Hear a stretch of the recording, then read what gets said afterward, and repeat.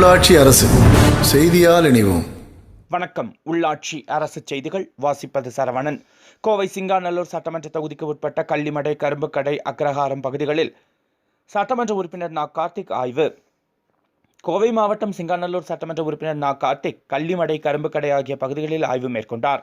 அப்போது கள்ளிமடை பகுதியில் காமராஜர் நகர் பகுதிகளில் உள்ள பொதுமக்களை சந்தித்து குறைகளை கேட்டறிந்ததுடன் பொதுமக்களுடன் அப்பகுதிகளை நேரில் சென்று ஆய்வு மேற்கொண்டார். புதர் மண்டி கிடக்கும் மயான பாதையை சீரமைத்தல், மயான கொட்டகை மேற்கூரைகள் சீரமைத்தல், பழுதடைந்த நிலையில் உள்ள ஆழ்குழாய் கிணறு அறையை சீரமைத்தல், காமராஜர் நகர் பகுதிகளில் மழைநீர் வடிகால் அமைத்தல், மலை போல் குவிந்திருக்கும் மண் குப்பைகளை அகற்றுதல் ஆகிய குறைகளை கேட்டறிந்த பின்னர் விரைவில் இந்த பிரச்சனைகள் சரி செய்ய நடவடிக்கை மேற்கொள்ளப்படும் என்று உறுதியளித்தார். மேலும் மாநகராட்சி அதிகாரிகளை தொலைபேசி மூலம் அழைத்து பொதுமக்களின் அடிப்படை வசதிகளை விரைந்து முடித்து தரும்படி உத்தரவிட்டார்.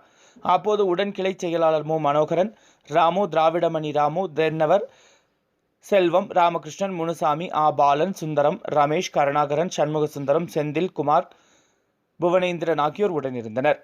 அதேபோல் கரும்புக்கடை, அக்ரஹாரம் மெயின் ரோடு பகுதிகளில் உள்ள பொதுமக்களை சந்தித்து அவர்களின் குறைகளான மோசமான நிலையில் உள்ள சாலையை சீரமைத்தல் உள்ளிட்ட பல்வேறு கோரிக்கைகளை கேட்டு அவற்றை உடனடியாக சம்பந்தப்பட்ட அதிகாரிகளிடம் தொடர்பு கொண்டு விரைவில் நிறைவேற்ற உறுதியளித்தார். உடன் சிங்காநல்லூர் பகுதி கழக செயலாளர் எஸ்.எம். சாமி, கிளை செயலாளர் மு. மனோகரன், செல்வராஜ், ராமகிருஷ்ணன், மாரிமுத்து, திருமூர்த்தி, சண்முகவல்லி, கௌரி, சாவித்ரி, சாந்தி மேலும் பொதுமக்களும் உடனிருந்தனர். செய்திகளை உடனுக்குடன் தெரிந்து கொள்ள உள்ளாட்சி அரசு செய்திகளை சப்ஸ்கிரைப் செய்யுங்கள். தொடர்ந்து பெல் பட்டனை பிரஸ் செய்யுங்கள்.